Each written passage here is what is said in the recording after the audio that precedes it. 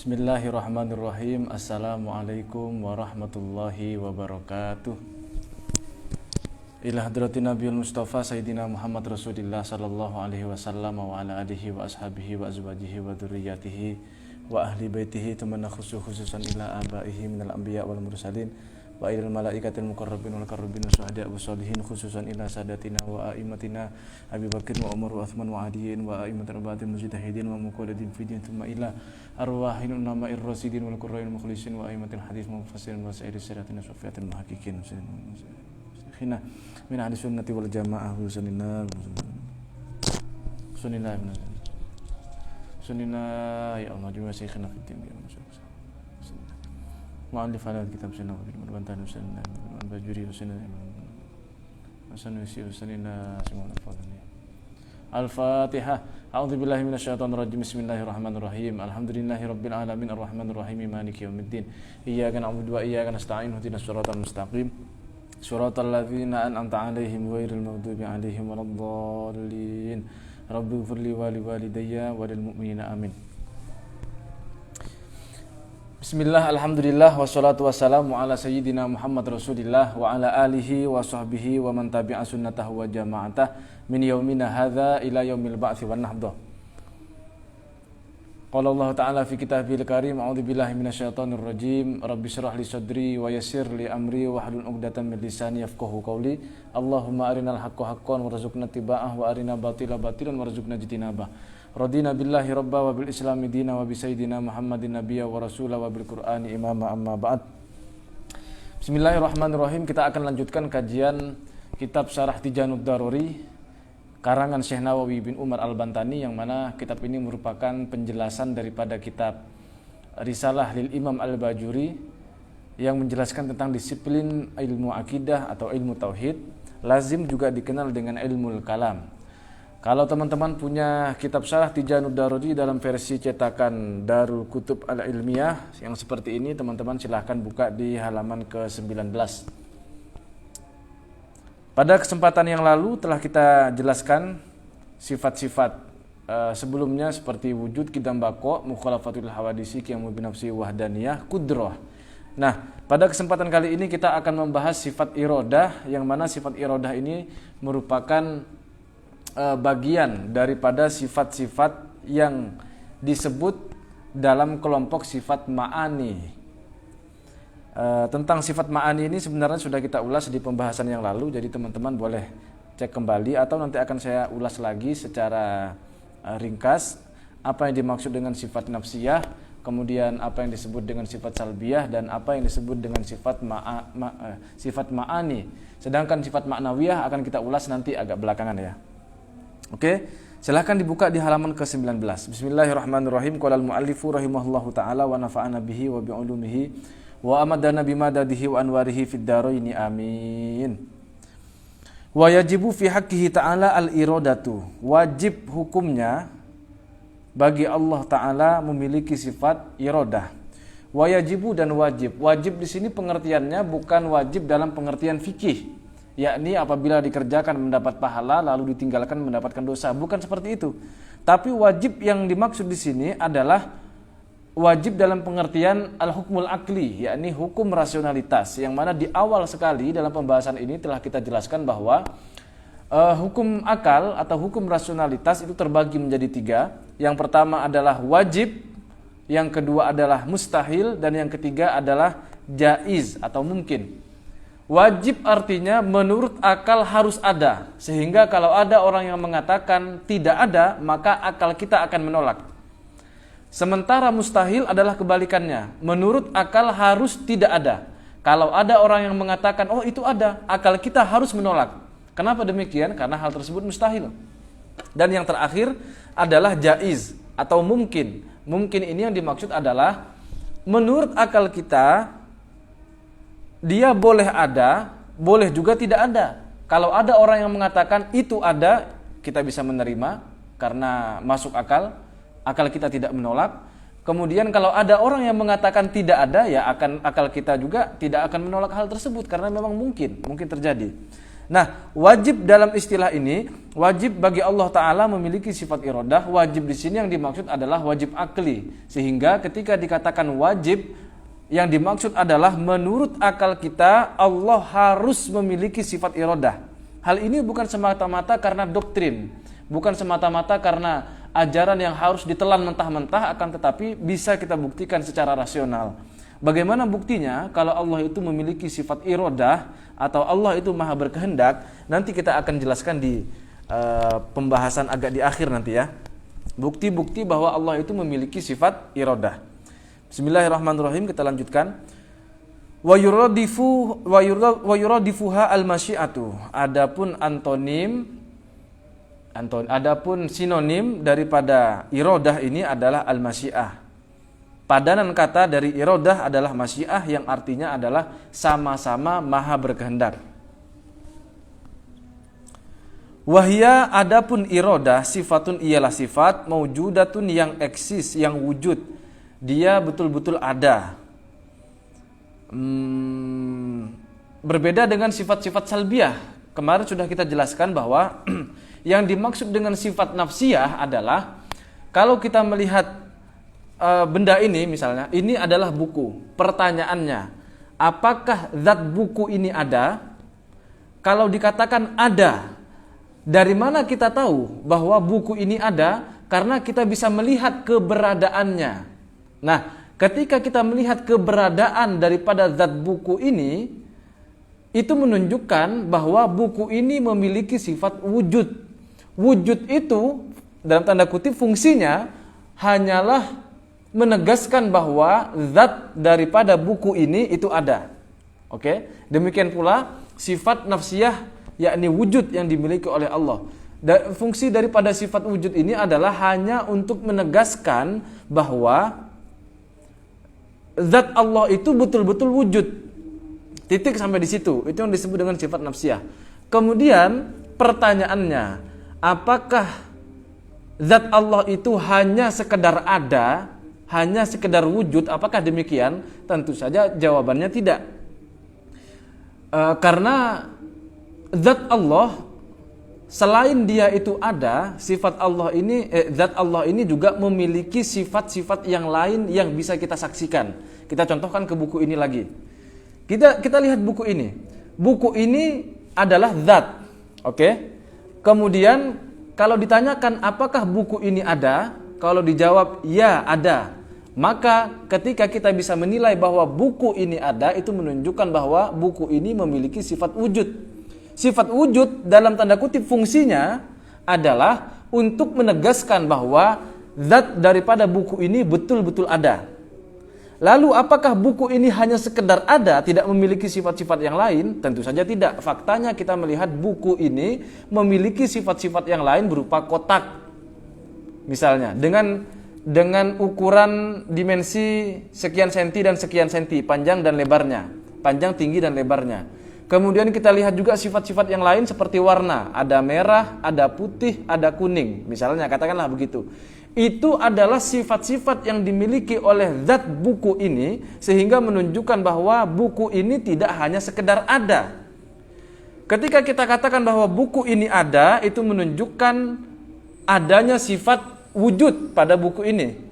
Lalu ketika kita melihat sifat-sifat yang lain yang tampak berupa kotak warna merah, diameternya atau dimensinya sekian-sekian, lalu ada warna putih, ada warna kuning, ini adalah sifat ma'ani, sifat yang maujudah atau sifat yang tampak, sifat yang seandainya Allah itu buka hijab atau penghalang, maka kita bisa melihat Allah. Seandainya kita bisa melihat Allah karena Allah telah buka hijabnya tersebut, maka pasti kita akan melihat sifat-sifat ma'aninya Allah. Dalam hal ini adalah kudrah, iradah, ilmu, haya, sama, basor, kalam. Ada 7 yang disebut dengan sifat ma'ani. Nah, sifat ma'ani itu di dalam kitab-kitab akidah pasti disebut dengan sifatun maujudatun, sifat yang maujud, sifat yang ada, yang eksis, sehingga dia tampak. Seperti buku ini yang disebut dengan sifat ma'ani adalah warna merah, warna putih, warna kuning, kemudian dimensi panjang, tinggi dan lebarnya sekian. Ini kan tampak bagi kita. Yang tampak ini adalah sifat ma'ani. Sementara yang tidak tampak daripada buku ini, contohnya, apakah buku ini punya warna hijau? Tentu saja tidak ada. Kalau saya katakan buku ini berwarna hijau, kalian akan menolak atau tidak? Tentu kalian akan menolak. Kenapa? Karena tidak sesuai dengan faktanya. Dia telah keluar daripada kebenaran. Yang betul warna ini buku ini tidak punya warna hijau. Nah, maka dengan demikian bisa kita simpulkan bahwa buku ini tidak berwarna hijau. Nah, sifat tidak berwarna hijau itu apakah tampak pada buku ini? Tidak, yang tampak bagi kita adalah warna merah, warna putih, warna kuning. Sementara sifat tidak berwarna hijau itu tidak tampak pada buku ini. Dipahami ya? Saya ulangi. Yang tampak pada buku ini itu disebut dengan sifat ma'ani karena dia tampak bagi kita. Contohnya warna merah, warna putih, warna kuning, kemudian dimensi panjang, tinggi dan lebarnya sekian-sekian misalnya. Itu kan tampak bagi kita. Yang tampak itu adalah sifat ma'ani. Sifat ma'ani ini maujudah. Dia wujud, eksis, tampak bagi kita. Sementara sifat-sifat yang tidak tampak, contohnya seperti apakah buku ini berwarna hijau? Tentu saja kita semua akan mengatakan buku ini tidak berwarna hijau. Apakah buku ini berbentuk bulat? Tentu saja kita semua akan sepakat bahwa buku ini tidak berbentuk bulat. Nah, pertanyaannya, apakah warna hijau itu ada pada buku ini? Tentu saja tidak ada. Sehingga bisa kita lekatkan bahwa buku ini bersifat tidak berwarna hijau. Oke? Lalu pertanyaannya, apakah tidak berwarna hijau itu tampak pada buku ini? Berbentuk kotak, itu yang tampak. Sementara tidak berwarna hijau itu tidak tampak. Nah, ketika tidak berwarna hijau itu tidak tampak, itu menunjukkan bahwa sifat tersebut adalah sifat salbiyah yang fungsinya adalah untuk menolak kalau dikatakan buku ini berwarna hijau. Paham sampai di sini? Sehingga kalau ada orang yang mengatakan bahwa buku ini berwarna hijau, otomatis akan tertolak karena buku ini memiliki sifat tidak hijau. Apakah tidak hijau itu tampak pada buku ini? Tentu saja sekali lagi tidak tampak. Yang tampak adalah warna merah, warna putih, warna kuning dan berbentuk kotak. Demikian pula sifat tidak bulat pada buku ini. Apakah tidak bulat daripada buku ini itu tampak? Tentu saja tidak tampak. Yang tampak dari buku ini adalah sifat kotak. Oke? Sementara sifat tidak bulat itu tidak tampak. Nah, ketika ada orang mengatakan buku ini bulat, otomatis akan tertolak pernyataan itu. Kenapa? Karena buku ini memiliki sifat tidak bulat. Oke ya? Dipahami ya? Nah, yang tidak tampak itu seperti sifat tidak bulat, kemudian tidak berwarna hijau, itu adalah sifat salbiyah. Sifat yang kita lekatkan pada buku ini dan sesuai dengan fakta, tujuannya adalah menolak apa yang tidak benar jika dimiliki oleh buku ini. Apakah benar buku ini berwarna hijau? Tidak benar. Maka kalau ada orang yang mengatakan hijau, tertolak karena buku ini punya sifat tidak berwarna hijau. Apakah benar kalau buku ini dikatakan berbentuk bulat? Tentu saja tidak benar. Kalau ada orang yang mengatakan buku ini berbentuk bulat, maka pernyataan tersebut akan tertolak. Kenapa? Karena buku ini memiliki sifat tidak berbentuk bulat. Oke ya, dipahami ya. Nah, ketika dikatakan bahwa Allah itu wujud, yang dimaksud dengan wujud adalah itu untuk menegaskan bahwa zat Allah betul-betul ada, titik, sampai di situ. Itu fungsinya sifat wujud. Kemudian, apakah zat Allah itu hanya sekedar wujud? Tentu saja jawabannya tidak. Sebab zat Allah itu selain dia ada, dia juga memiliki sifat kudrah, iradah, ilmu, hayah, sama, basor, kalam. 7 sifat ini tampak pada zatnya Allah. Seandainya Allah membuka hijab atau penghalang yang menghalangi kita dapat melihat Allah sehingga kita kasyaf, misalnya kita bisa melihat Allah, maka pasti akan terlihat tuh bahwa Allah punya sifat kudrah, iradah, ilmu, hayah, sama, basor, kalam. Karena 7 sifat ini adalah sifat ma'ani. Sifat ma'ani itu adalah sifat yang maujudah, sifat yang eksis, yang tampak, yang wujud pada zatnya Allah Ta'ala. Sementara Kalau kita katakan, apakah mungkin jika Allah itu memiliki sifat yang serupa dengan makhluk? Tentu saja pernyataan tersebut akan tertolak. Kenapa tertolak? Karena Allah memiliki sifat mukhalafah lil hawadits, yakni berbeda dengan makhluknya. Nah, sifat mukhalafah lil hawadits ini adalah sifat salbiyah. Sifat salbiyah itu tidak wujud pada zatnya Allah. Seperti tadi contohnya, hijau itu tidak ada pada buku ini. Sehingga buku ini memiliki sifat tidak hijau.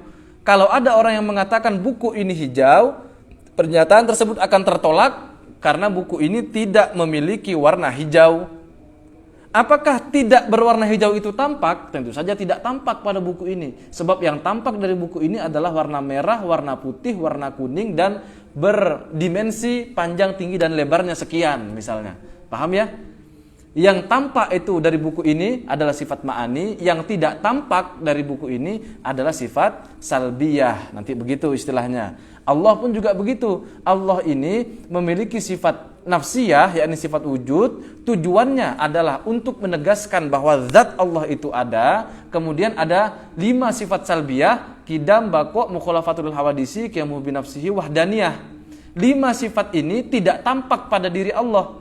Tujuannya apa sifat salbiyah ini? Untuk menolak seandainya ada orang yang ingin mengatakan bahwa Allah itu memiliki sifat-sifat yang tidak pantas. Contoh, apakah pantas jika Allah dikatakan dia diciptakan? Tentu saja tidak pantas. Akal kita akan menolak dan otomatis akan tertolak karena Allah wajib memiliki sifat qidam. Sudah kita buktikan dalil-dalilnya pada pertemuan yang lalu. Nah, sifat qidam itu tidak tampak pada diri Allah.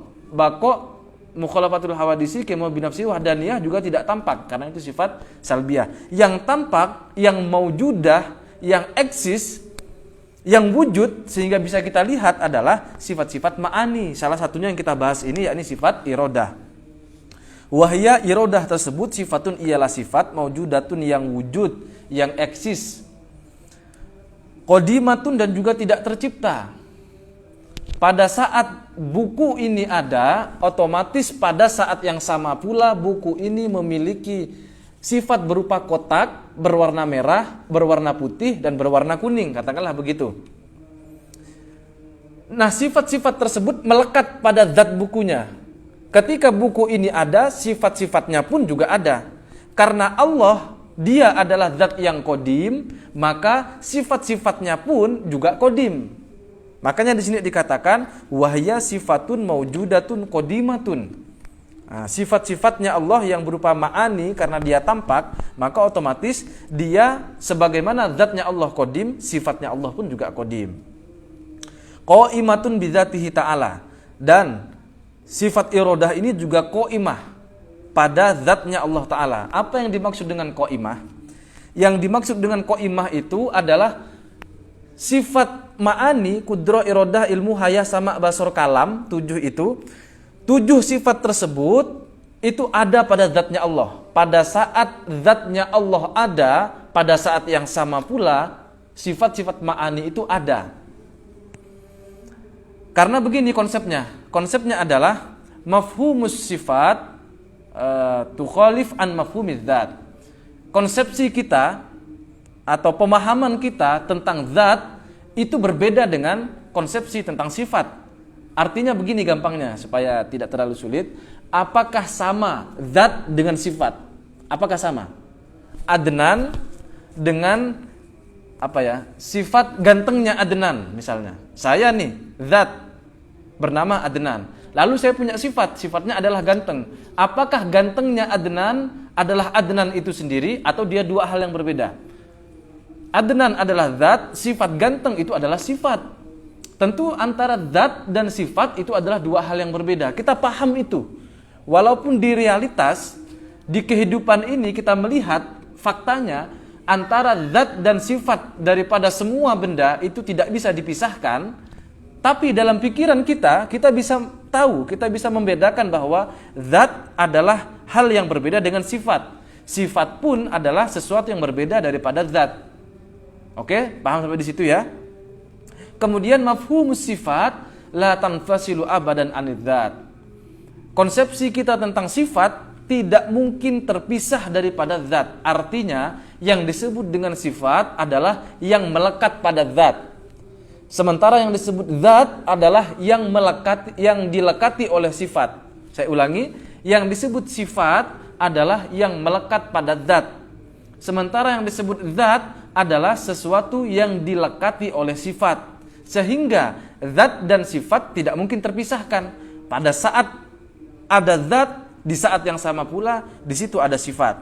Nah, dikatakan qaimah bidzatihi ta'ala, sifat-sifat ma'ani ini, yang dimaksud adalah sifat ma'ani seperti iradah ini, dia kan eksis, dia kan wujud, tampak.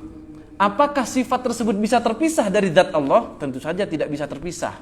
Sebaliknya, sifat iradah ini dia pasti ada pada zatnya Allah Ta'ala, tidak mungkin terpisah. Seperti ini, contoh kepada saya. Saya adalah orang, zat bernama Adnan. Kemudian zat saya ini memiliki sifat, misalnya ganteng, karena laki-laki ya. Apakah mungkin sifat ganteng saya ini terpisah sama sekali dari diri saya? Misalnya ada orang yang bilang beginilah, kayak gombalan-gombalan di internet itu biasanya, mundur sedikit wir, kenapa? Gantengnya kelewatan misalnya. Itu seolah-olah membayangkan orangnya di depan, gantengnya ada di belakang. Kan begitu kan, seolah-olah kan begitu. Nah, gombalan seperti ini sebenarnya tidak logis, tidak masuk akal. Akal kita pasti menolak ya, cuman karena itu hanya sekedar manis-manis di bibir yang hanya melenakan saja, maka ya udahlah, itu hiburan aja, kita okekan saja. Tapi faktanya secara rasional tidak mungkin ada sifat terpisah dari zat. Seperti contoh tadi, saya sebagai zat dan sifat saya berupa ganteng itu tidak mungkin bisa terpisahkan. Sifat saya yang berupa ganteng tersebut pasti melekat pada diri saya. Oke ya, saya kira cukup mudah sampai di sini. Itu yang disebut dengan qaimah bidzatihi ta'ala. Sifat iradah adalah sesuatu yang berbeda daripada zat Allah, tapi sifat iradah tersebut dia qaimah. Kalau boleh dikatakan melekat pada zatnya Allah Ta'ala. Tanda kutip melekat itu ya. Karena yang disebut dengan sifat itu dia ada pada zat. Oke. Lalu kita berbicara fungsi, tanda kutip lagi. Apakah fungsi daripada sifat iradah ini? Fungsinya adalah yukhassisu biha al-mumkina. Yakni mentaksis, menentukan, menetapkan atau mentakdirkan, bahasa kita. Allah menetapkan satu takdir dengan sifat iradah ini pada segala perkara yang mungkin.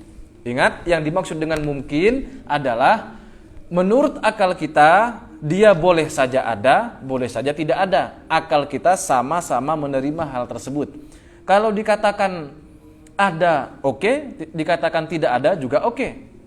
Berbeda dengan wajib. Yang disebut dengan wajib harus ada. Kalau dikatakan tidak ada, akal kita pasti menolak. Yang disebut dengan mustahil adalah menurut akal kita harus tidak ada. Kalau dikatakan ada, gimana? Yang dikatakan mustahil adalah menurut akal kita harus tidak ada. Kalau dikatakan ada menolak akal kita. Kenapa? Karena dia adalah sesuatu yang mustahil. Sesuatu yang mustahil itu harus tidak ada. Pasti tidak mungkin ada. Nah, mungkin adalah sesuatu yang mungkin saja ada, mungkin saja tidak ada. Sama-sama bisa kita terima menurut akal kita. Ada orang merantau. Dari kecil dia merantau, katakanlah mondok. Kemudian dia mondok selama 20 tahun. Kita tidak pernah tahu kabarnya. Lalu tiba-tiba dia pulang sendirian dan dia membawa kabar bahwa dia telah menikah. Apakah kita akan menolak berita tersebut? Tentu saja tidak, karena hal tersebut mungkin. Sekalipun kita belum melihat wujud daripada istrinya, tapi akal kita tidak akan menolak bahwa itu benar-benar akan terjadi. Itu contoh daripada mungkin. Yukhassisu biha al-mumkina. Allah Subhanahu wa taala menetapkan takdir biha dengan sifat iradah al-mumkina pada perkara-perkara yang mungkin biba'di ma yajuzu alaihi, terhadap apa yang dimungkinkan bagi hal tersebut, imma bil wujud au bil adami, baik itu dalam persoalan wujud ataupun dalam persoalan tidak wujud, yakni adam. pakai ain ya, tidak ada artinya. Contoh nih, apa ya? Alien. Pertanyaannya, apakah alien itu ada? Nah, ini kan masih debatable, masih diperdebatkan oleh para ilmuwan. Ada yang memperkirakan ada juga yang mengatakan tidak ada karena tidak pernah ditemukan. Nah, ada ataupun tiadanya alien ini itu sama-sama diterima oleh akal. Artinya kalau dikatakan ada ya itu mungkin. Dikatakan tidak ada pun itu juga sama-sama mungkin. Nah, lalu untuk hal yang sama-sama mungkin seperti ini, dia harus mendatangkan dalil untuk menunjukkan bahwa apakah alien itu betul-betul ada ataupun tidak ada. Jadi keberadaan alien itu adalah statusnya mungkin saja ada, mungkin saja juga tidak ada. Apakah bisa Allah menciptakan alien? Tentu saja bisa. Apakah bisa Allah tidak menciptakan alien? Tentu saja itu bisa juga. Di sini dikatakan imma bil wujud au bil adami. Baik itu menetapkan atau mentakdirkan sesuatu itu ada ataupun tidak. Contohnya seperti alien itu sama-sama mungkin. Entah itu Allah menghendaki alien itu ada, itu mungkin bisa diterima oleh akal kita, atau Allah mentakdirkan alien itu tidak ada, itu juga mungkin bagi akal kita, sama-sama bisa diterima. Au bisifati, atau Allah menentukan takdir sesuatu itu memiliki sifat-sifat tertentu. Contohnya kal bayat awis sawat, seperti hitam, seperti putih ataupun hitam, sama-sama bisa kita terima. Ada kopiah, apakah kopiah tersebut berwarna hitam atau putih? Ya sama-sama bisa diterima. Karena kopiah itu bisa saja berwarna hitam dan juga bisa saja berwarna putih. Au bil ghina, au bil faqri, au bil ilmi, au bil jahli, ila ghairi dzalika. Atau seperti sifat-sifat lain seperti kaya, miskin, berilmu, bodoh atau yang lainnya. Semua hal tersebut adalah perkara yang mungkin Allah akan menetapkan sesuatu atau seseorang. Apakah dia ditetapkan sebagai orang yang kaya, orang yang fakir, orang yang berilmu ataupun orang yang bodoh, itu Allah akan menetapkan dengan sifat iradah ini. Oh, orang tersebut Allah takdirkan menjadi orang alim misalnya. Mungkin. Dengan apa Allah menetapkan itu? Dengan sifat iradah. Ada orang kaya, apakah mungkin orang tersebut kaya? Tentu saja mungkin. Kemudian dengan apa Allah menetapkan bahwa orang tersebut akan kaya, padahal orang tersebut mungkin saja akan miskin? Ya Allah akan menetapkan dia kaya dengan sifat iradahnya, yakni maha berkehendak. Atau sifat-sifat lain seperti kal maqadiri, seperti dimensi, katuli awil qasri, seperti panjang ataupun pendek, tinggi ataupun rendah. Itu sama saja tuh. Orang akan diciptakan dengan dimensi entah dia tinggi atau jadi orang yang pendek, entah dia panjang ataupun pendek, itu terserah Allah. Allah yang menetapkan itu. Dengan apa Allah menetapkan atau menghendaki hal tersebut? Dengan sifat iradah.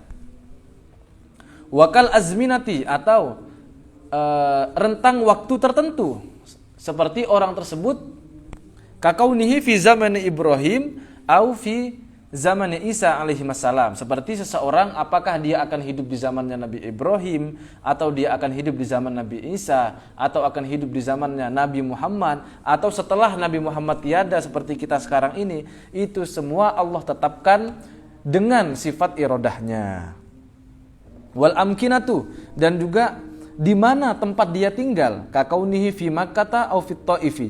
Seperti keberadaan seseorang yang tinggal di Mekah ataupun di Taif. Hal tersebut sama-sama mungkin. Apakah dia akan tinggal di Mekah, nanti dia lahir tinggal di Mekah ataupun di Taif, atau di Kalimantan Barat, entah di Pontianak, entah ada di daerah Singkawang seperti saya. Itu semua Allah tetapkan berdasarkan sifat iradahnya, yakni yang maha berkehendak.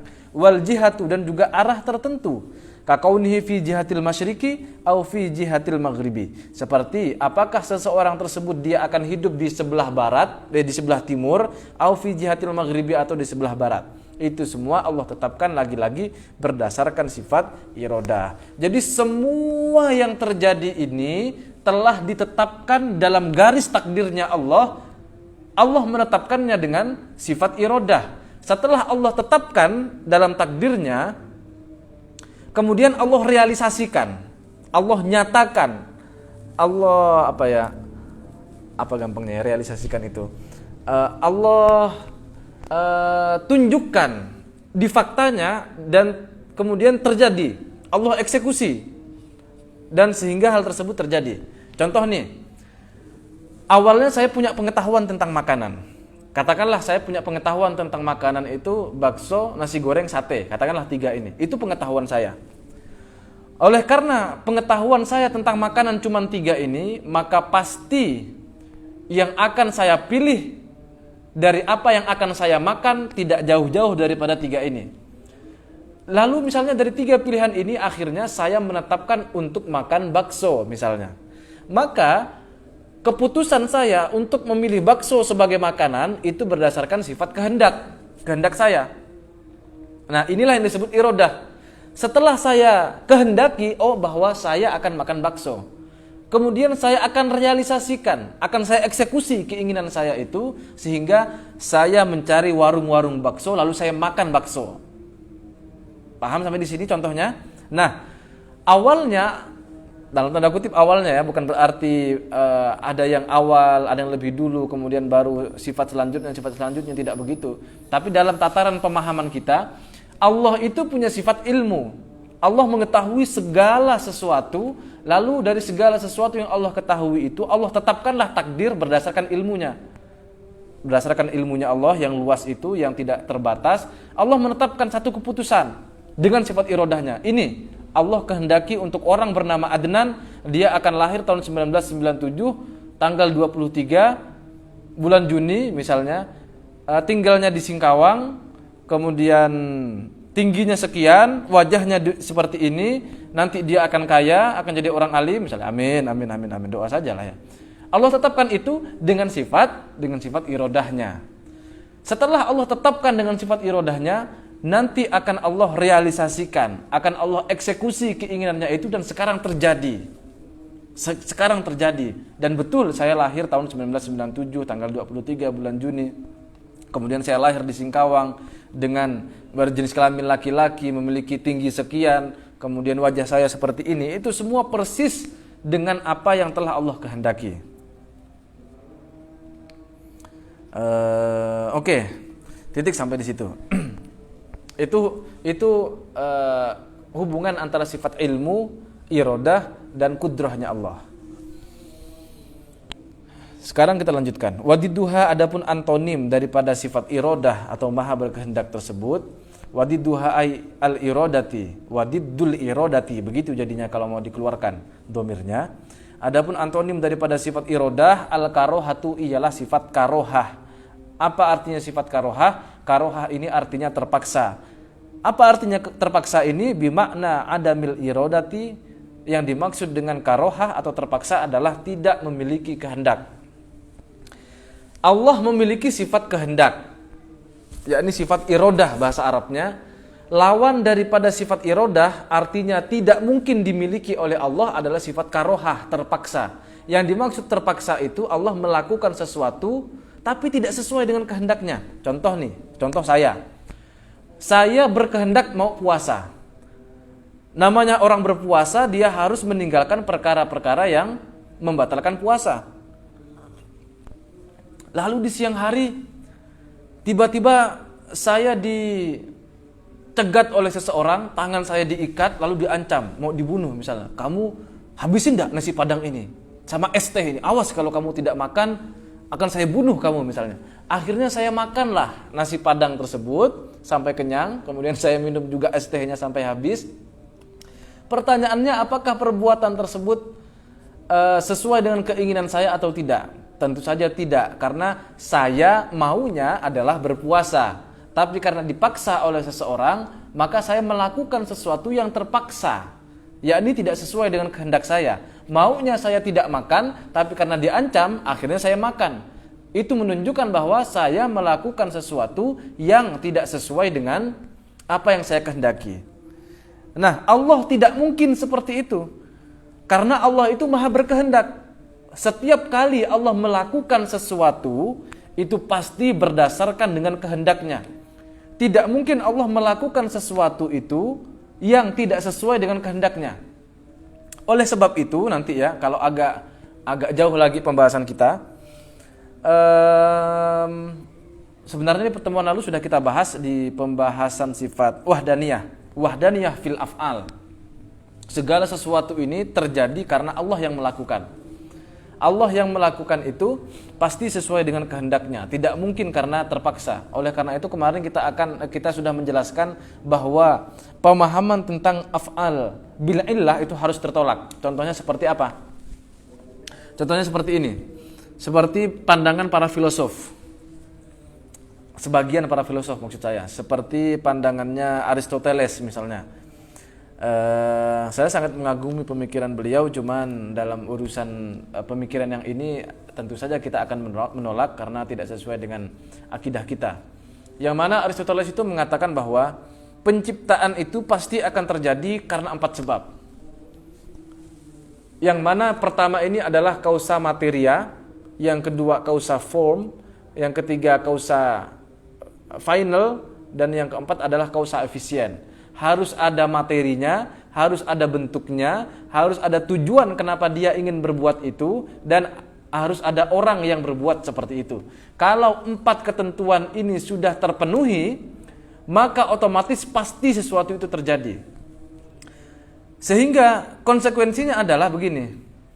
Kalau sudah ada 4 hal tersebut, maka Allah tidak bisa menolak untuk menciptakan sesuatu. Kira-kira begitu. Kalau ada 4 hal ini, Allah tidak mungkin bisa menolak untuk menciptakan sesuatu. Itu menurut Aristoteles begitu konsekuensi pemikirannya. Ini tentu saja menyalahi akidah Ahlussunnah wal Jamaah. Sebab yang benar, sekalipun sudah ada 4 hal ini, bisa saja Allah menciptakan sesuatu walaupun tanpa 4 hal ini. Itu tentu Allah bisa saja. Atau seperti gampangnya api ya. Di mana sebagian orang meyakini bahwa di mana ada api pasti ada proses terbakar. Kalau ada sesuatu yang terbakar pasti karena ada api. Nah, hal yang seperti ini sebenarnya adalah cara pandang yang keliru dalam akidah.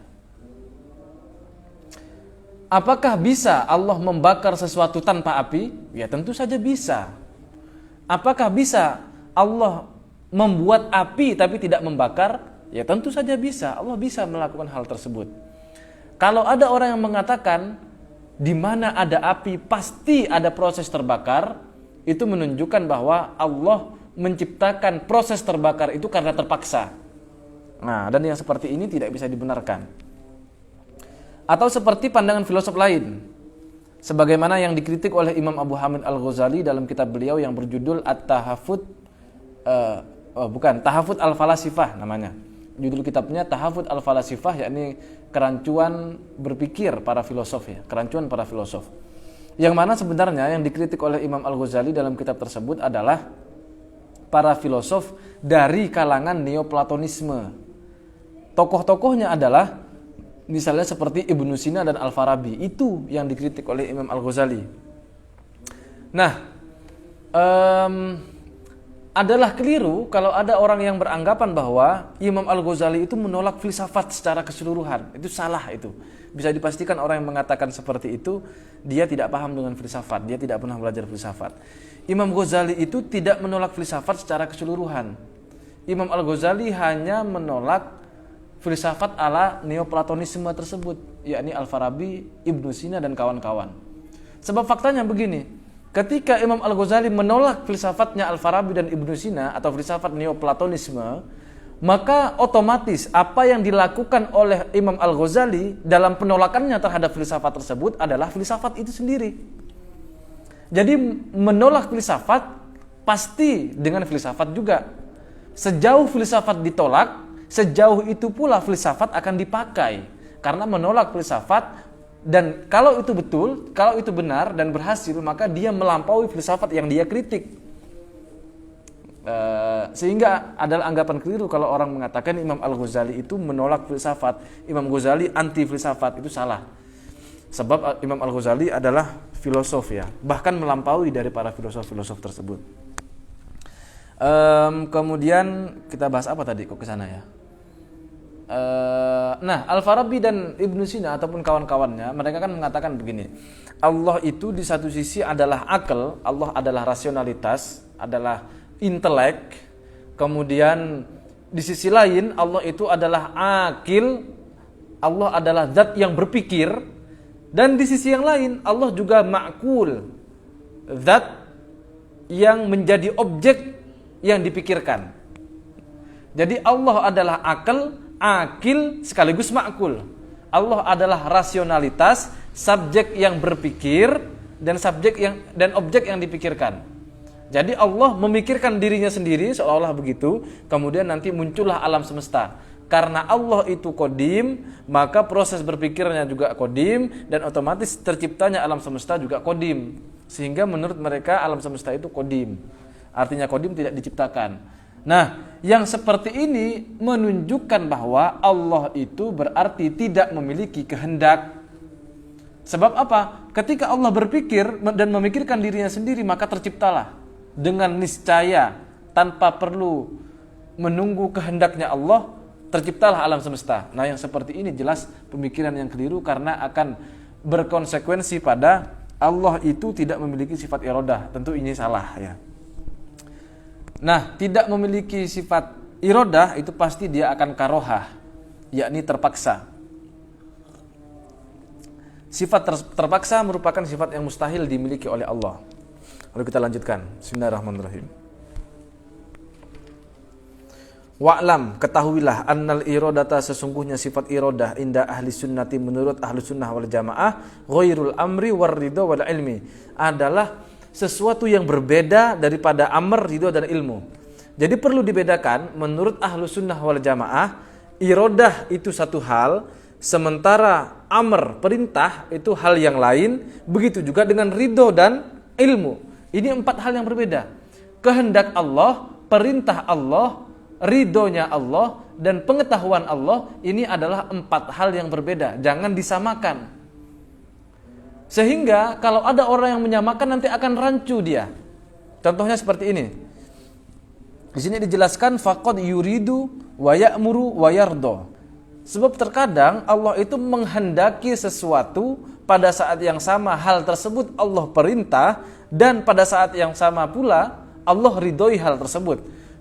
Ka imani man alimallahu imanahu mithla Abi Bakrin radhiyallahu anhu. Contohnya seperti keimanan seseorang yang telah Allah ketahui bahwa orang tersebut akan beriman, seperti Sayyidina Abu Bakar radhiyallahu anhu. Apakah Sayyidina Abu Bakar itu beriman? Jawabannya tentu saja Sayyidina Abu Bakar adalah orang yang beriman kepada Allah. Dengan demikian, karena Sayyidina Abu Bakar itu beriman, itu telah terjadi, sesuatu yang terjadi itu pasti dikehendaki oleh Allah. Tidak mungkin ada sesuatu yang terjadi tapi tidak dikehendaki oleh Allah, itu tidak mungkin. Segala sesuatu yang terjadi pasti dikehendaki oleh Allah. Lalu kita bertanya, apakah keimanan daripada Sayyidina Sayyidina Abu Bakar itu karena diperintah oleh Allah? Tentu saja itu diperintah oleh Allah. Yakni di dalam Al-Quran surah Al-Hadid ayat ke-7, A'udzubillahi minasyaitonirrajim, aminu billahi wa rasulihi. Berimanlah kalian semua kepada Allah dan kepada Rasulnya. Ada perintah tuh, perintah untuk beriman kepada Allah dan para Rasulnya. Nah, itu menunjukkan bahwa keimanan Sayyidina Abu Bakar itu adalah termasuk daripada perintah.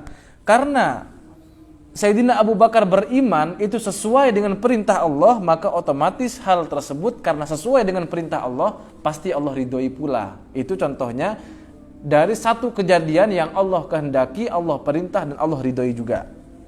Dan otomatis Allah ketahui, pasti Allah ketahui.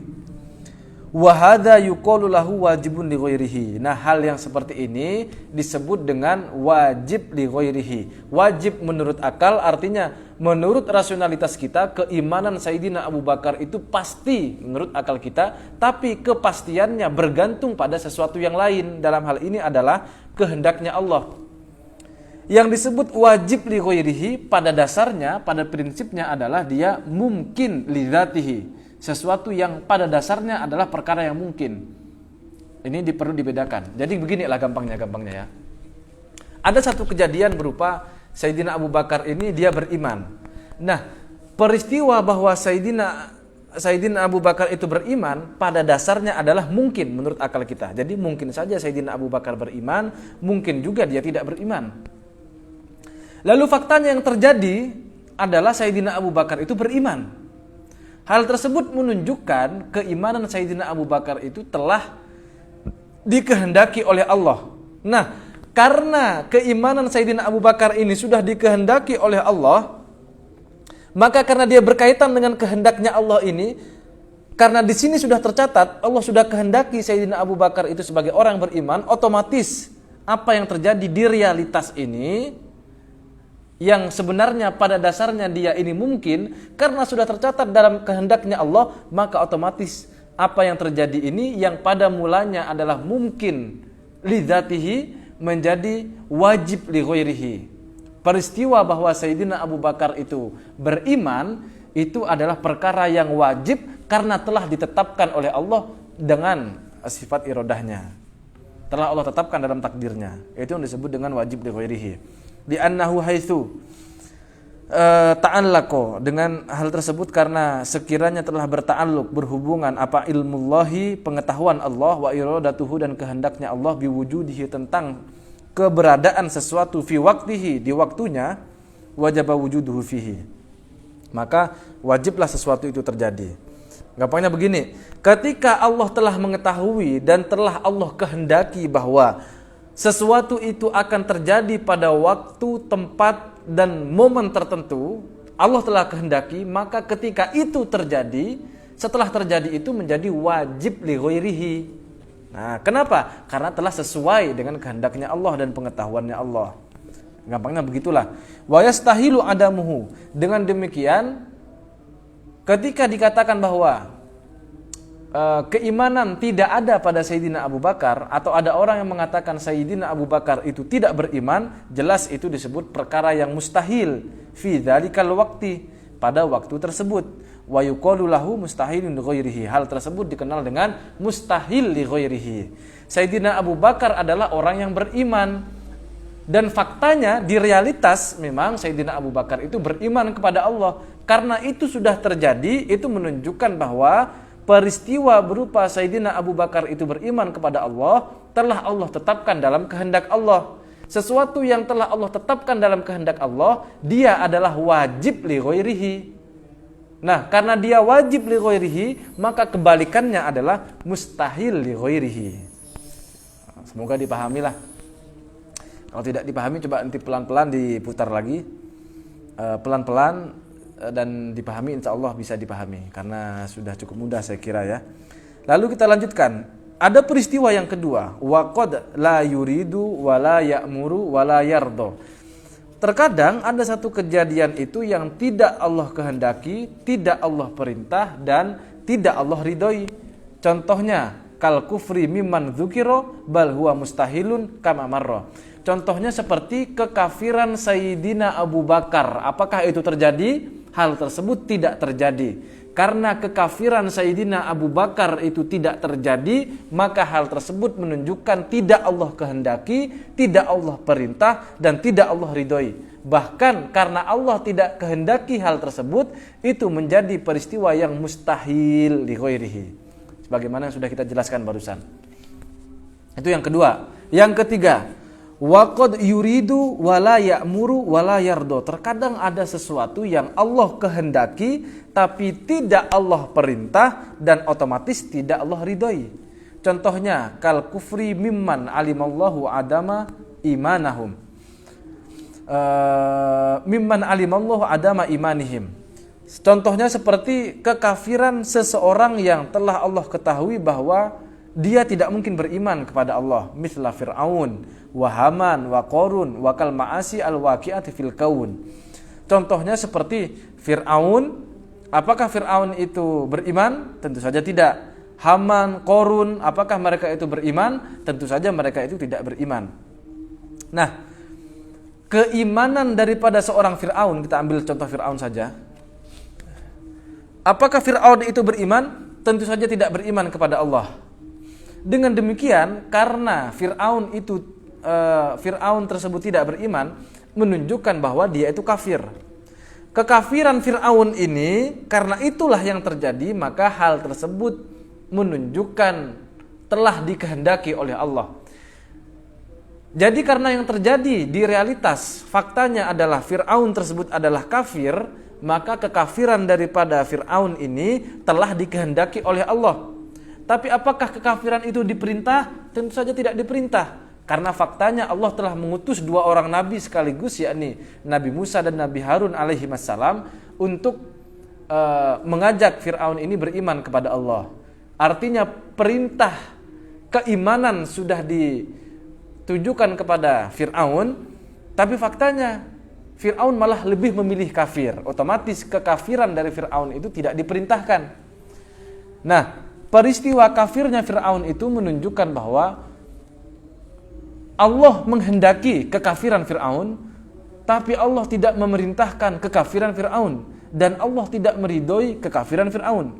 Demikian pula kekafiran daripada Haman ataupun Qarun, dan juga orang-orang yang bermaksiat yang terjadi di alam semesta.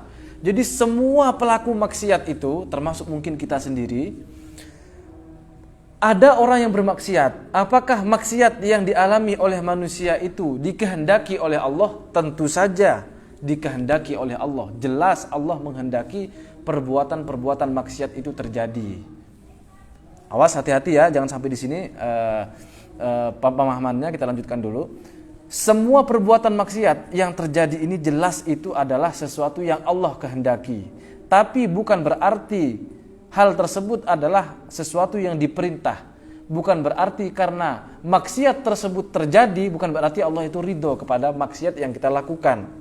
Sebab sekali lagi, antara ridho, perintah, kemudian ilmunya Allah, dan apalagi satunya, dan apa tadi? Antara kehendaknya Allah, ridhonya Allah, perintah Allah, dan ilmu Allah, ini 4 hal yang berbeda. Maka tidak aneh kalau ada sesuatu yang terjadi seperti perbuatan maksiat, hal tersebut dikehendaki oleh Allah tapi tidak diridhoi oleh Allah. Loh, kok bisa begitu? Allah menghendaki hal tersebut tapi Allah tidak ridhoi. Kok bisa seperti itu? Nah, nanti akan kita jelaskan setelah ini. Fa innal jami'a, karena sesungguhnya segala sesuatu, waqi'un, hanyalah terjadi bi iradatihi, sebab iradahnya atau kehendaknya Allah Subhanahu wa taala. Yang keempat, ada satu kejadian juga, waqad ya'muru wala yuridu. Ada satu kejadian yang dia itu diperintah oleh Allah tapi tidak Allah kehendaki. Ka imani man alimallahu annahu la yu'min kal imani mimman dzukira. Ada sesuatu itu yang diperintahkan oleh Allah tapi tidak Allah kehendaki. Contohnya seperti keimanan daripada orang yang telah kita sebutkan tadi, yakni Fir'aun. Keimanan Fir'aun itu diperintahkan tidak sama Allah?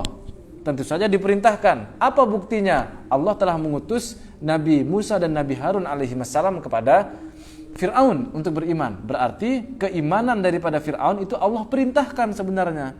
Tapi apakah Allah kehendaki keimanan tersebut pada diri Fir'aun? Tentu saja tidak. Karena faktanya Fir'aun tidak beriman kepada Allah. Itu menunjukkan bahwa Allah tidak menghendaki bahwa Fir'aun tersebut beriman. Wa innama amarohum bihi. Nah, ini nih penjelasannya nih.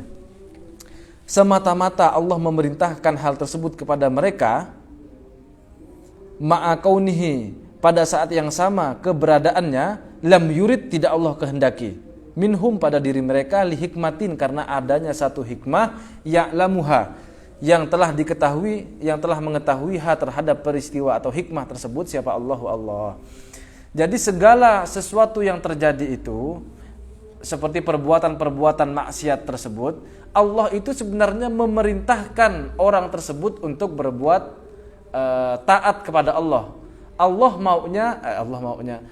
memerintahkan mereka itu beriman kepada Allah. Allah memerintahkan mereka itu untuk berbuat taat kepada Allah. Tapi Allah tidak kehendaki bahwa orang tersebut akan beriman atau orang tersebut akan taat kepada Allah. Itu menunjukkan bahwa perintah Allah tidak sama dengan kehendak Allah. Kenapa Allah memerintahkan sesuatu tapi tidak Allah kehendaki? Atau Allah menghendaki sesuatu tapi tidak Allah perintah? Hal tersebut tentu saja ada hikmah yang Allah ketahui, dan demikian pula orang-orang yang arifin, orang yang arif billah, orang yang telah mengenal Allah, hal tersebut pasti telah Allah ketahui. Dan orang-orang yang arif juga pasti mengetahui hikmahnya. Salah satunya. Kalau kita buka kitab-kitab para arifin, contohnya kitab Al-Hikam ya, Imam Ibnu Athaillah As-Sakandari rahimahullah. Gimana tuh ya? Gimana itu? Rubbama fatahalaka babat ta'ati wa rubbama gimana? Rubbama fataha. Gimana tadi?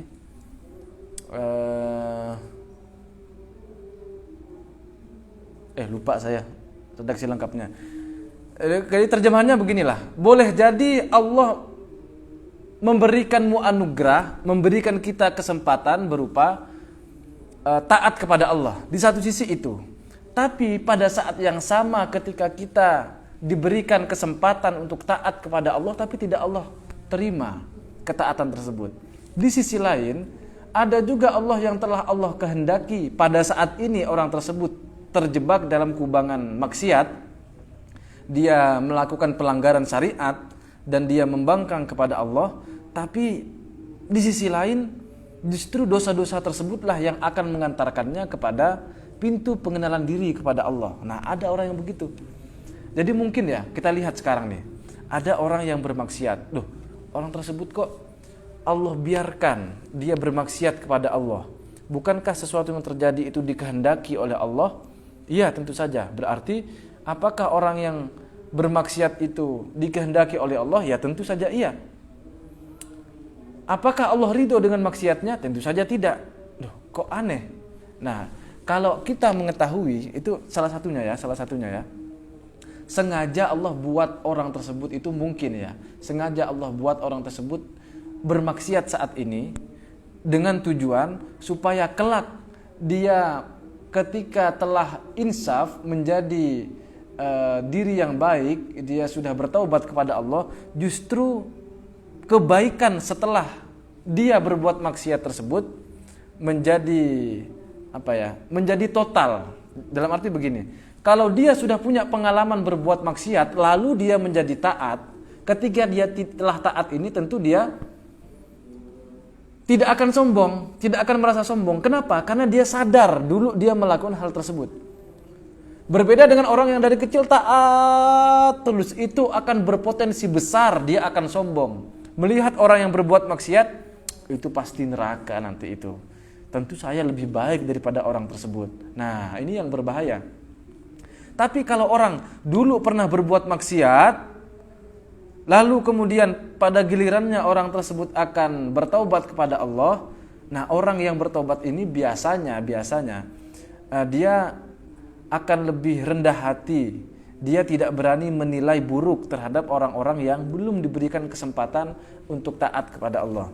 Oleh karena itu hikmah selanjutnya adalah maksiyatun awrathat izzan wastikbaron. Maksiyatun awrathat dzullan wahtikoron khairun min ta'atin awrathat izzan wastikbaron. Perbuatan maksiat yang itu akan menimbulkan perasaan hina, dina dan rendah di hadapan Allah, hal tersebut justru lebih baik daripada ketaatan yang akan memunculkan perasaan jumawa dan sombong. Kenapa demikian? Karena yang dinilai bukan ibadahnya jadinya, yang dinilai Allah itu justru sombongnya.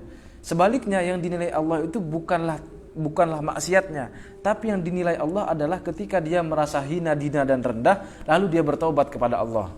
Nah, itu salah satu hikmahnya ya, kenapa Allah itu menghendaki satu perbuatan maksiat itu terjadi, tapi Allah tidak ridhoi hal tersebut. La yus'alu amma yaf'alu. Allah tidak dipertanyakan terhadap apa yang dia buat. Fal aksamu arba'atun, totalnya dengan demikian ada 4 peristiwa yang terjadi di alam semesta. Apa saja kita ulang. Yang pertama adalah sesuatu dikehendaki, diperintah dan diridhoi oleh Allah. Contohnya keimanan daripada Sayyidina Abu Bakar.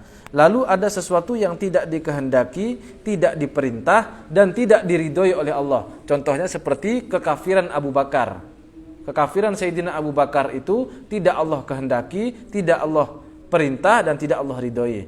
Lalu yang nomor 3, ada sesuatu yang Allah kehendaki tapi tidak Allah perintah dan tidak Allah ridhoi. Contohnya seperti kekafiran daripada Fir'aun dan kawan-kawan. Kekafiran Fir'aun itu Allah kehendaki tapi tidak Allah perintah dan tidak Allah ridhoi.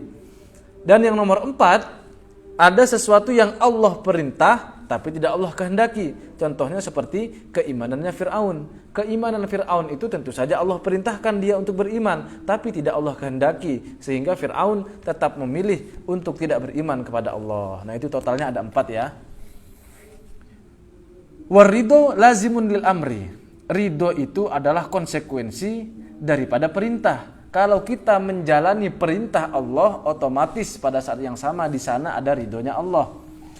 Wa tata'allaku al-iradatu bikulli mumkinin kal qudrati. Sifat iradah itu berta'alluq pada segala sesuatu yang mungkin sebagaimana sifat kudroh. Jadi disebutkan dalam kitab Al-Kharidatul Bahiyah, fa qudratun iradatun ta'allaqu bil mumkinati kulliha akhuttuko. Sifat kudroh dan sifat iradah itu hanya berta'alluq kepada perkara yang mungkin, tidak berta'alluq pada perkara yang wajib dan tidak berta'alluq pada perkara yang mustahil. Kenapa tidak berta'alluq pada perkara yang wajib atau mustahil? Karena perkara yang wajib dan mustahil itu tetap statusnya, tidak mungkin berubah. Maksudnya gimana tuh? Yang disebut wajib pasti dia selalu ada, tidak mungkin berubah menjadi tidak ada. Yang dimaksud dengan mustahil adalah sesuatu yang pasti tidak ada, tidak mungkin berubah menjadi ada. Kalau Allah dalam hal ini kehendaknya ataupun kudrohnya Allah itu berhubungan dengan sesuatu yang wajib, mau Allah apakan? Misalnya nih, kudroh fungsinya atau kuasa Allah fungsinya adalah menciptakan atau meniadakan. Lalu ada sesuatu yang wajib seperti zatnya Allah. Zatnya Allah sudah ada, mau Allah apakan? Daripada zatnya Allah ini, mau Allah apakan? Kalau dengan kudrohnya mau Allah ciptakan, mau ngapain? Lalu sudah ada kok. Lalu kalau mau Allah tiadakan, tidak mungkin juga, karena dia adalah sesuatu yang wajib, tidak mungkin tidak ada. Itu tidak mungkin berubah. Demikian juga mustahil, dia selalu tidak ada, tidak mungkin perkara yang mustahil ini menjadi ada. Sehingga kudroh dan iradah tidak mungkin berhubungan dengan sesuatu yang wajib ataupun sesuatu yang mustahil. Sebaliknya, kudroh dan iradah hanya berta'alluq atau berrelasi, berhubungan dengan segala perkara yang dinilai mungkin. Apa yang disebut mungkin? Ya, dikatakan ada bisa kita terima, dikatakan tidak ada pun bisa kita terima, sama-sama mungkin. Lakin akan tetapi, ini perbedaannya, ta'alluqul qudrati, adapun ta'alluqnya kudroh itu adalah ta'alluqu ijadin wa i'damin. Ialah ta'alluq ijad dan i'dam. Fungsi daripada ta'alluqnya kudroh, ketika sifat kudroh ini berhubungan dengan makhluk, dalam tanda kutip fungsinya adalah menciptakan atau meniadakan. Wa ta'alluqul iradati, sementara ta'alluqnya iradah adalah ta'alluqu takhsisin, yakni ta'alluq takhsis, menetapkan. Nah, itu bedanya tuh. Kalau kudroh, kalau kita bicara fungsi ya dalam tanda kutip, kudroh ini fungsinya adalah Allah menciptakan sesuatu atau meniadakan sesuatu yang mungkin dengan sifat kudrohnya. Sementara dengan sifat iradahnya, Allah menetapkan takdir daripada sesuatu yang mungkin itu dengan sifat iradahnya. Itu bedanya tuh. Kudroh menciptakan atau meniadakan, iradah menetapkan ketentuan takdirnya. Nah, objeknya adalah sama-sama perkara yang mungkin. Fala tata'allaku bil wajibi wala bil mustahil. Dan kudrah dan ataupun iradah itu tidak berta'alluq pada sesuatu yang wajib ataupun pada sesuatu yang mustahil. Sudah kita jelaskan barusan. Wa syamila al mumkinu al khairu wasyarra, dan termasuk dari perkara yang mungkin adalah sesuatu yang baik ataupun sesuatu yang buruk. Ingat ya, perkara yang mungkin ini kan banyak. Segala sesuatu yang bisa diterima oleh akal Dikatakan ada, oke. Dikatakan tidak ada, itu oke juga. Itu disebut mungkin. Termasuk dari perkara yang mungkin adalah khair dan syar. Sesuatu yang baik ataupun sesuatu yang buruk. Fala yaqa'u fil kauni syai'un min khairin aw syarrin illa bi iradatihi ta'ala. Tidak mungkin ada sesuatu yang terjadi di alam semesta ini, baik itu berupa sesuatu yang positif, khair, sesuatu yang baik, ataupun sesuatu yang negatif, syar, sesuatu yang buruk. Tidak mungkin ada perkara yang baik ataupun perkara yang buruk itu bisa terjadi di alam semesta ini illa bi iradatihi, kecuali dengan iradahnya Allah, kehendaknya Allah Subhanahu wa taala. Karena la yasihu, tidak sah ayyaqa, untuk terjadi fil kauni, di alam semesta, syai'un, sesuatu, qahron anhu ta'ala, karena Allah terpaksa. Tidak mungkin, tidak sah, tidak mungkin ada sesuatu yang terjadi di alam semesta walaupun cuma secuil, hal tersebut terjadi karena Allah terpaksa. Itu tidak mungkin. Pasti itu terjadi karena kehendaknya Allah. Khilafan lil Mu'tazilah, berbeda dengan pendapatnya mazhab Mu'tazilah al-qailina, yang mana mereka berpendapat bi anna iradatahu ta'ala, bahwa kehendaknya Allah Ta'ala la tata'allaku bisyururi wal qabaih, tidak berrelasi dengan sesuatu yang buruk dan sesuatu yang negatif. Menurut Mu'tazilah, di alam semesta ini kan terjadi sesuatu yang baik dan buruk. Oke? Menurut Mu'tazilah, yang dikehendaki oleh Allah hanya sesuatu yang positif, sesuatu yang baik. Perkara-perkara yang buruk seperti kemaksiatan, pelanggaran syariat, kejahatan-kejahatan, itu semua tidak dikehendaki oleh Allah. Kata Mu'tazilah. Apakah itu pendapat yang benar? Pendapat ini jelas keliru.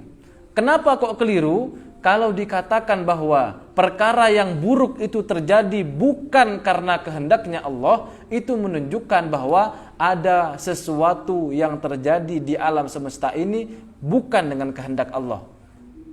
Berarti itu terjadi di luar pengawasan Allah. Dengan demikian Allah berarti tidak tahu. Atau Allah tahu misalnya. Kenapa itu terjadi? Tidak dikehendaki oleh Allah. Kalau tidak dikehendaki oleh Allah, berarti itu terjadi karena di luar kemauan Allah. Kalau hal tersebut terjadi di luar kemauan Allah, itu menunjukkan bahwa Allah itu lemah. Kalau Allah lemah, berarti Allah tidak punya kuasa. Kalau Allah tidak punya kuasa, dia tidak layak dikatakan sebagai Tuhan. Masa ada Allah yang lemah? Itu tidak mungkin begitu itu. Dengan demikian, jelaslah bahwa pendapat Mu'tazilah yang mengatakan keburukan-keburukan, kejahatan-kejahatan, maksiat-maksiat yang terjadi di alam semesta ini bukan karena kehendak Allah, itu keliru. Yang betul adalah perbuatan buruk itu juga termasuk daripada apa yang telah Allah kehendaki. Akan tetapi begini, sebelum kita lanjutkan, perlu ditegaskan begini. Apakah dengan demikian boleh saja dengan lantang kita katakan, oh berarti Allah itu yang maha buruk? Kenapa? Karena keburukan terjadi karena Allah. Allah yang maha pelaku maksiat yang sejati. Kenapa? Karena semuanya ini kan terjadi karena Allah. Perbuatan maksiat juga demikian, berarti terjadi karena Allah yang berbuat maksiat tersebut. Belum. Jangan jauh ke sana dulu. Begini. Sesuatu bisa dinilai baik dan buruk, itu harus ada perspektif. Harus ada sudut pandangnya. Contoh gampang aja ya. Saya mencintai A. Anda misalnya membenci si A. Pada satu waktu, si A ini terkena musibah. Pertanyaannya, sebelum pertanyaannya, menurut saya, peristiwa yang ditimpa oleh si A ini adalah musibah. Dia adalah perkara yang buruk. Menurut Anda, sebagai orang yang membenci si A, tentu saja Anda akan menilai bahwa musibah yang dialami oleh si A adalah sesuatu yang baik menurut Anda. Pertanyaannya, kenapa penilaian kita bisa berbeda? Saya menilai musibah yang dialami oleh si A adalah sesuatu yang buruk. Anda menilai bahwa kejadian yang dialami oleh si A ini adalah sesuatu yang baik. Kenapa kok bisa berbeda? Karena sudut pandang kita berbeda. Saya memandang si A sebagai orang yang mencintainya. Anda menilai si A sebagai orang yang membencinya. Karena ada dua sudut pandang yang berbeda, inilah penilaian kita tentang baik dan buruk itu juga berbeda. Oke? Dipahami ya? Dengan demikian, pandangan baik dan buruk itu ada sudut pandangnya, ada kacamatanya, ada perspektifnya. Minum dulu. Misalnya ada orang mabuk-mabukan. Menurut kita, apakah itu baik atau buruk? Kalau kita menilai itu buruk, atas dasar apa kita menilai itu buruk? Tentu kita akan menilai dari sudut pandang syariat. Orang yang mabuk-mabukan itu adalah sesuatu yang buruk menurut syariat. Lalu kita lihat orang yang di Eropa misalnya. Mereka mabuk-mabukan, mereka minum alkohol dengan tujuan untuk menghangatkan tubuh. Dengan demikian berarti secara pragmatis keuntungan pribadi itu positif. Menurut mereka yang tidak memakai sudut pandang syariat, tentu meminum khamar itu adalah perkara yang positif, sesuatu yang baik. Kenapa? Karena mereka memandang dari sudut pandang yang berbeda dari kita. Kita akan memandang itu sesuatu yang buruk. Kenapa? Karena kita memandang dari sudut pandang syariat. Sehingga sudut pandang baik dan buruk ini tergantung sekali lagi daripada sudut pandang yang kita pakai. Kalau kita pakai sudut pandang syariat, kita akan menilainya sebagai sesuatu yang buruk. Dia yang memandang dari sudut pandang yang bukan syariat, dia akan menilai bahwa minum khamar itu adalah sesuatu yang baik. Nah, dengan demikian berarti jelaslah bahwa penilaian baik dan buruk itu hanya berdasarkan perspektif, sudut pandang tertentu, kacamata tertentu. Oke, sampai di sini jelas? Oke, sekarang begini. Ada satu kejadian, katakanlah perbuatan kriminal, kejahatan. Apakah perbuatan kejahatan itu baik atau buruk? Kita tentu akan menilai buruk. Kenapa kita menilai buruk? Karena pasti ada satu sudut pandang perspektif yang kita pakai. Misalnya ini melanggar undang-undang, hukum negara berarti. Lalu itu melanggar syariat Islam. Kemudian itu tidak etis secara sosial. Katakanlah ya, ada orang yang mencuri tabung gas LPG, satu truk misalnya. Apakah kejahatan ini sesuatu yang baik atau sesuatu yang buruk? Tentu saja ini sesuatu yang buruk. Menurut siapa? Menurut undang-undang. Lalu setelah kita mengetahui kronologinya, oh ternyata istrinya dia itu sedang menjalani operasi, butuh biaya yang besar. Dia pinjam ke keluarganya dicemooh, dia coba pinjam lagi ke tetangganya, dihina sama tetangganya, dia minta pertolongan pada orang-orang di sekitarnya. Dia minta bantuan kepada bantuan sosial, tidak ada yang merespon. Maka dia dengan nekat melakukan hal tersebut. Berarti menurut sudut pandang itu bagus enggak? Nah, itu justru baik jadinya begitu itu. Jadi baik dan buruk ini tergantung sudut pandangnya. Sekarang kita kembali ke pertanyaan di awal lagi. Ketika kita pertanyakan, apakah Allah itu menghendaki keburukan? Nah, ini adalah pertanyaan yang keliru. Kenapa keliru? Keburukan yang dimaksud ini pasti ada sudut pandang yang kita cantumkan di sana. Pasti ada sudut pandang yang kita lekatkan pada penisbatan nilai buruk pada pertanyaan tersebut. Paham ya yang dimaksud? Kita ulangi lagi. Ada pertanyaan, apakah Allah itu bisa melakukan sesuatu buruk? Apakah Allah itu menghendaki sesuatu yang buruk misalnya? Nah, ketika ada pertanyaan seperti itu, ini adalah pertanyaan yang muatannya keliru. Kenapa dikatakan keliru? Karena penilaian buruk dalam pertanyaan tersebut pasti ada muatan sudut pandang tertentu tentang apa itu baik dan apa itu buruk. Misalnya nih, pertanyaan tadi ya, apakah Allah menghendaki sesuatu yang buruk? Buruk menurut siapa? Pandangan siapa? Apakah pandangan syariat? Ya, misalnya. Pandangan syariat Islam misalnya.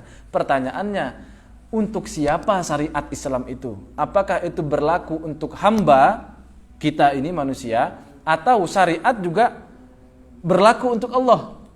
Ini kan aneh. Syariat itu ya tentu saja untuk manusia, bukan untuk Allah.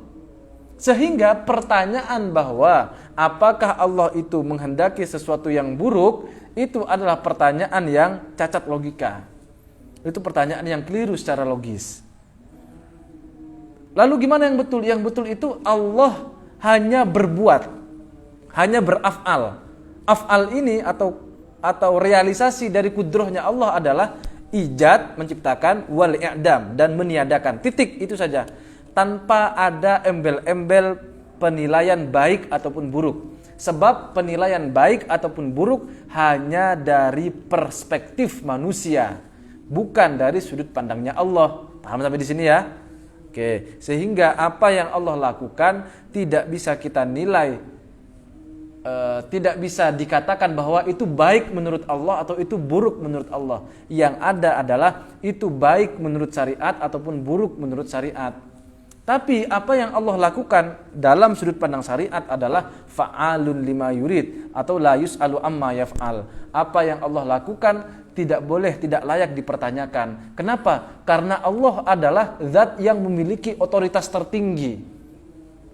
Tidak ada yang bisa menghakimi Allah. Yang bisa menghakimi ini kan sesuatu yang derajatnya lebih tinggi. Misalnya nih, kita datang ke pengadilan. Yang bisa menghakimi baik atau buruk kita atau hakimnya? Tentu hakimnya. Kenapa hakimnya yang bisa menilai? Karena hakimnya yang punya otoritas tentang menilai apakah salah ataupun benar. Lalu sekarang hakim yang maha hakim, raja yang maha diraja, zat yang memiliki kekuasaan tertinggi itu Allah. Dengan demikian Allah itu tidak bisa kita pertanyakan apa yang Allah lakukan. Ya itu terserah Allah. Kita tidak layak untuk mempertanyakan hal tersebut. Nah, itu bisa dipikirkan baik-baik ya. Kemudian kita lanjutkan. Walakin, akan tetapi yajibu alaina, wajib bagi kita semua al-adabu apa tata krama ma'allahi ta'ala pada Allah ta'ala bi'alla nansiba, dengan tidak menisbatkan siapa kita asyurura wal qabaih pada perkara-perkara yang buruk dan negatif ilaihi ta'ala kepada Allah ta'ala illa fi maqamit ta'lim, kecuali di tempat-tempat belajar. Sekalipun kita tahu faktanya menurut dari sudut pandang tertentu bahwa Allah memang betul menciptakan sesuatu yang baik dan buruk. Buruk ini dari sudut pandang tertentu ya, bukan dari sudut pandang Allahnya. Bolehlah kita nilai bahwa itu sesuatu yang buruk misalnya. Hal ini tidak lantas kemudian kita bebas mengatakan Allah maha menciptakan sesuatu yang buruk. Tidak begitu. Kita hanya layak mengatakan, hanya boleh mengatakan bahwa Allah itu juga menciptakan sesuatu yang buruk. Itu hanya boleh dikatakan di forum-forum belajar, di tempat-tempat ngaji seperti ini. Tidak boleh kita katakan di muka umum. Etisnya itu begitu. Kenapa? Karena kalau kita katakan di muka umum, takut ada orang yang salah paham. Lalu dia bersuudzon kepada Allah. Nah, ini ya namanya orang tidak paham ya. Dia akan suudzon kepada Allah. Sebab memang begini, husnudzon itu hanya betul-betul bisa dilakukan oleh orang yang mendayagunakan akalnya. Kenapa saya katakan demikian? Karena husnudzon itu menuntut tindakan kreativitas akal. Akal ini harus membaca kemungkinan-kemungkinan yang banyak. Ada satu kejadian nih. Ada satu kejadian, oh si anak ini nakal. Lalu tiba-tiba kita nilai, wah ini memang anak gak benar, orang tuanya mendidiknya tidak betul, ini nih kalau tidak dingajikan anaknya jadinya begini. Sudah kita menilai dengan penilaian-penilaian yang buruk. Lalu kita mulailah bersuudzon ya. Ini nih kalau anak itu dikasih nama yang tidak benar, begini ini kalau pergaulannya sudah jadi bermacam-macam. Padahal kalau kita mau membuka pemikiran kita bisa berhusnudzon dengan membaca kemungkinan-kemungkinan yang lain. Contohnya apa? Oh itu mungkin keluarganya broken home, sehingga dia kurang perhatian. Karena dia tidak punya perhatian dari orang tuanya, dia akhirnya mencari perhatian secara sosial.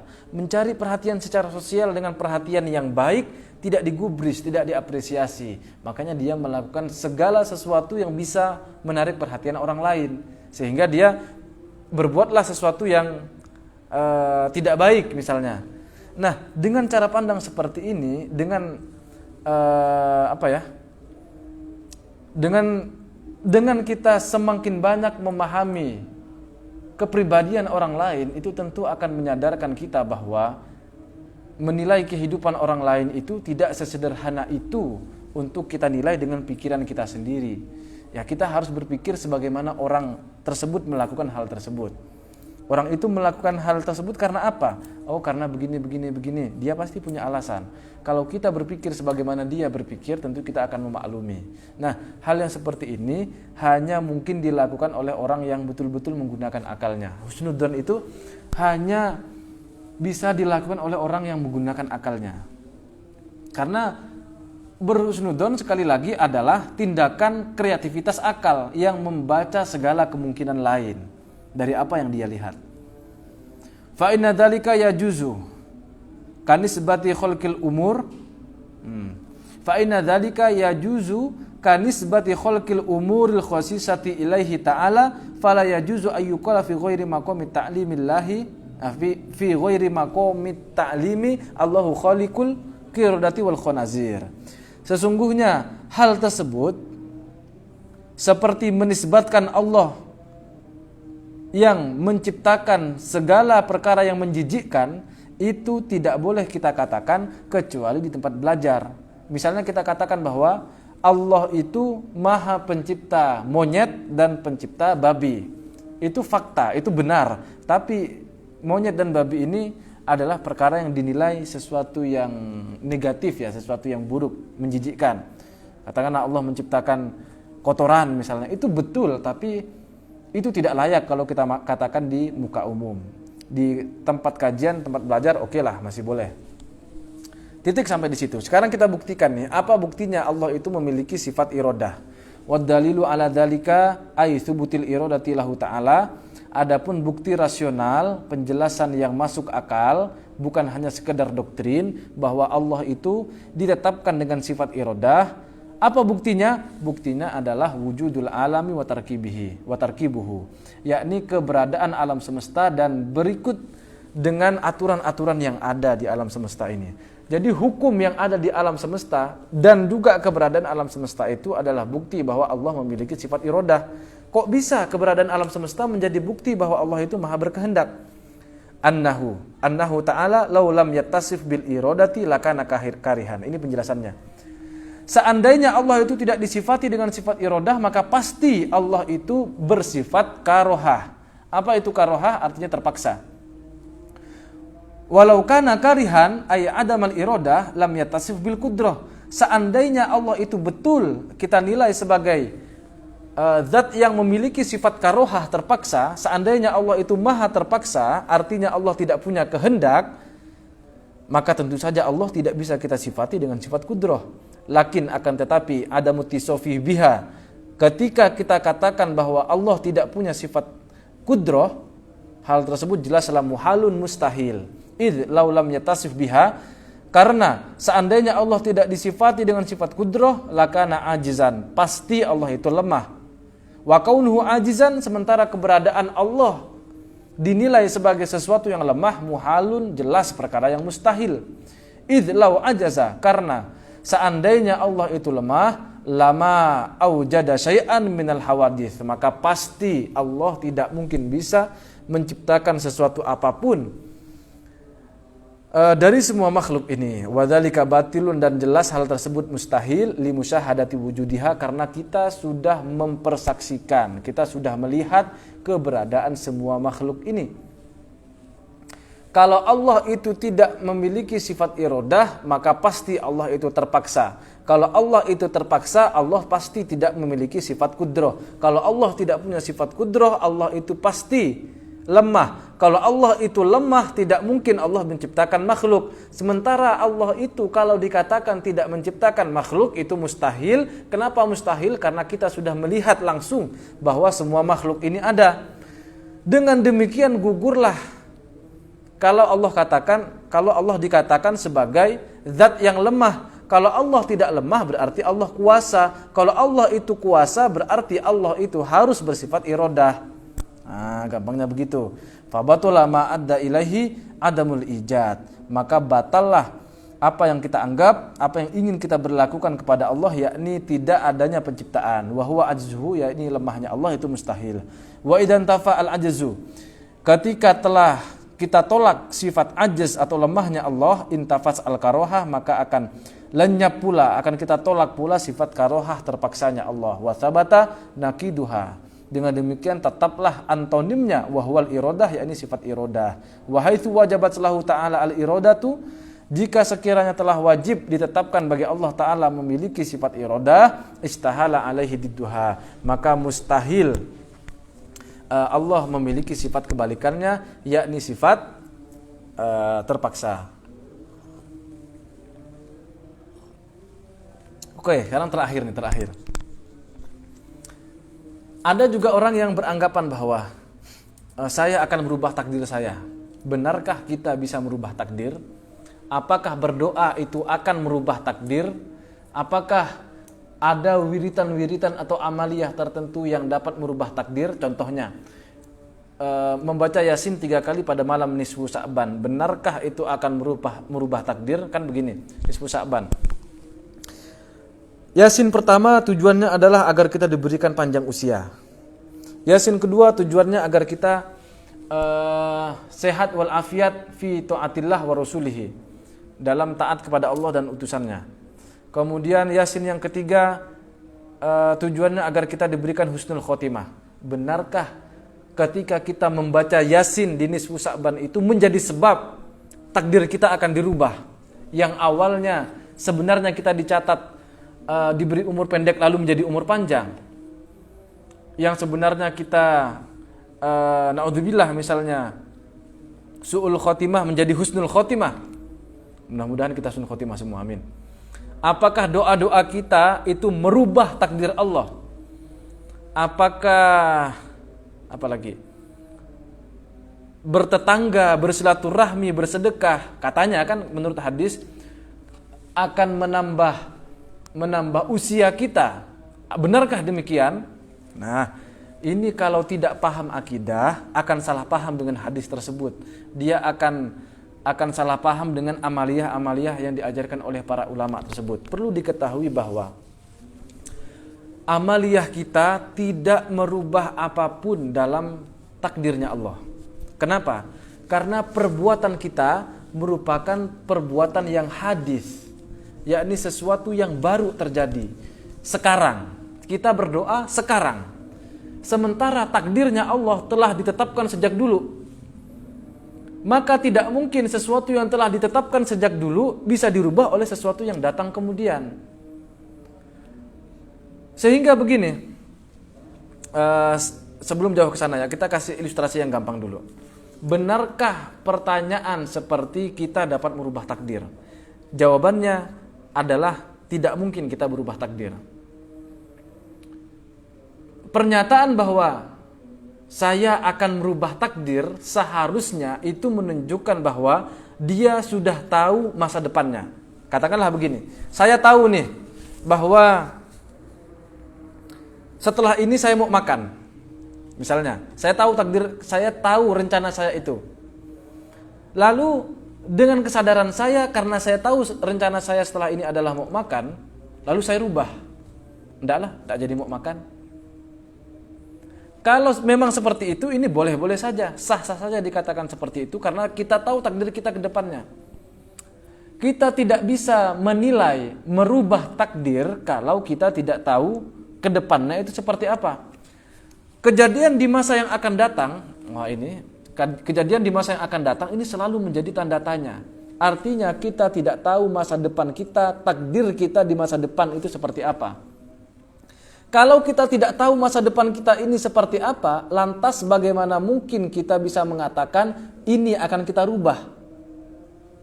Ketika kita mengatakan ini akan dirubah, seharusnya menunjukkan kita sudah tahu persis apa ini, sehingga ini akan kita rubah. Paham ya yang dimaksud ya? Nah, jelaslah demikian. Ketika ada orang yang mengatakan ingin merubah takdir, itu adalah pernyataan yang keliru. Yang betul adalah dia berusaha keluar dari kondisinya saat ini menuju ke kondisi yang berbeda. Dia lari dari satu takdir yang ini menuju takdir yang lain, yang mana itu adalah konsekuensi yang akan berdampak pada masa depannya juga yang belum diketahui ini. Jadi kita mau lari kemanapun tujuannya tetap ke takdirnya Allah. Tidak mungkin ada sesuatu yang keluar daripada takdirnya Allah. Kita baru berencana nih, saya mau berubah dari posisi saya yang sekarang, dari kondisi saya yang sekarang, saya akan berubah. Maksud kita mau merubah takdir. Nah, rencana kita itu loh sudah ditakdirkan oleh Allah. Tidak mungkin itu tidak ditakdirkan oleh Allah.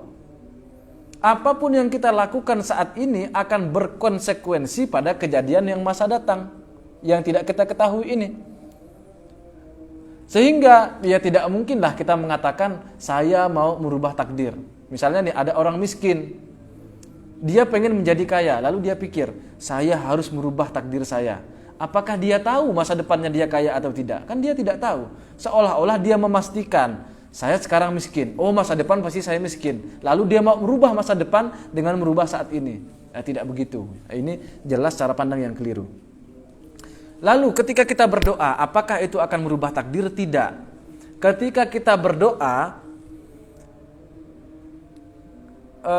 saat ini kita bisa berdoa, bisa menggerakkan lisan kita, bisa mengangkat tangan dan punya kesempatan. Ini semua adalah kehendak Allah dan ini semua adalah kekuatan Allah. Sehingga tidak mungkin gara-gara kita takdirnya Allah itu berubah. Tidak mungkin. Yang betul adalah Allah telah tetapkan masa depan kita, ya, masa depan yang tidak kita ketahui ini telah Allah tetapkan. Kemudian bagaimana caranya agar sampai ke takdir yang ini? Allah buatlah kondisi kita saat ini berdoa. Misalnya melakukan amaliyah nisfu Sya'ban. Kemudian kita bersilaturahmi. Karena Allah berencana kita akan dipanjangkan usia, Allah takdirkanlah kita sekarang ini untuk bersilaturahmi. Karena faedah daripada silaturahmi adalah dipanjangkan usia. Ini tidak berubah. Saya ulangi lagi. Allah telah tetapkan kita dalam takdirnya sampai ke masa depan kita, sampai akhir hayat kita yang tidak kita ketahui. Cuman Allah ketahui ini. Bagaimanakah caranya agar kita sampai kepada takdir kita di masa depan yang tidak kita ketahui ini? Caranya adalah Allah buat kita sekarang ini melakukan sesuatu yang berkonsekuensi sampai kepada masa depan ini. Misalnya nih, Allah takdirkan sebenarnya kita ini memang husnul khotimah, amin. Allah takdirkan kita meninggal dalam keadaan yang baik, dalam keadaan taat kepada Allah, dalam keadaan beribadah kepada Allah, amin. Karena Allah sudah mentakdirkan itu untuk kita di masa yang akan datang, maka Allah buatlah kondisi kita saat ini rutin melakukan amaliyah nisfu Sya'ban, kemudian rutin bersedekah, bersilaturahmi, kemudian apa lagi? Melakukan amaliyah yang di dalam hadis dijelaskan akan menyebabkan husnul khotimah. Nah itu sebenarnya cara pandangnya itu begitu. Jangan sampai kita mengira bahwa amaliyah yang kita lakukan sekarang ini atau doa kita yang sekarang ini akan merubah takdir kita di masa depan. Tidak. Yang betul adalah oleh karena masa depan ini seperti ini yang tidak ketahui sekarang, Allah buat kondisi kita sekarang menjadi sesuatu yang akan mengantarkan kita untuk sampai ke yang ini, yang tidak kita ketahui ini. Dipahami ya? Ya mudah-mudahan dipahami lah. Begitu kira-kira jalannya takdir. Jadi tidak mungkin ada takdir yang dirubah. Tidak mungkin ada yang dirubah. Ya ada nanti istilahnya itu yang mubrom, ada yang mu'allak.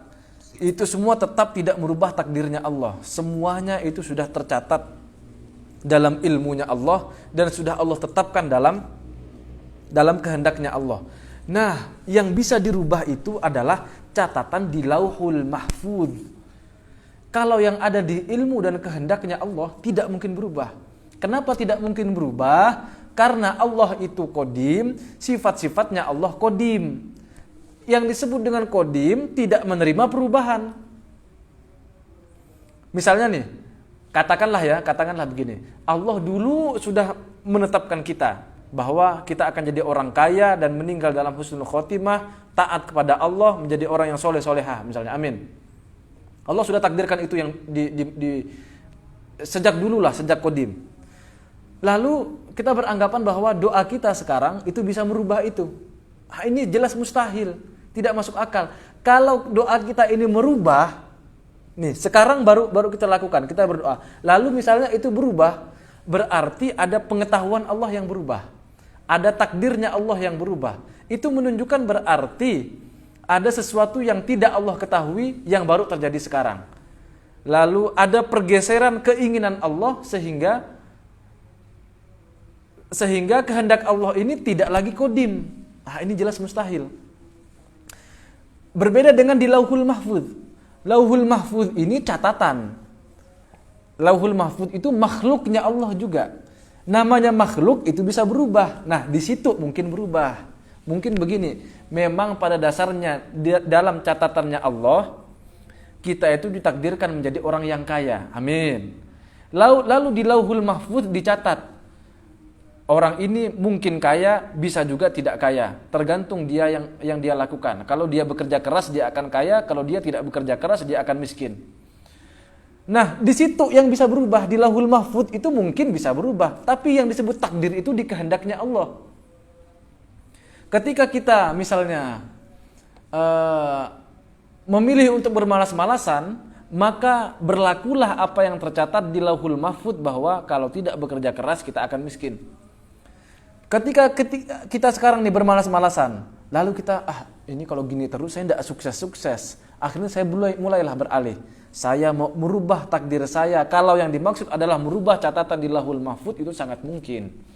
Tapi kalau di kehendaknya Allah itu jelas mustahil, tidak masuk akal dan menyalahi prinsip akidah kita. Demikian, mudah-mudahan ada manfaatnya, terutama untuk diri saya pribadi. Apabila ada salah kata ataupun ucapan ataupun tindakan saya, mohon maaf yang sebesar-besarnya. Wallahul muwaffiq ila aqwamit thoriq.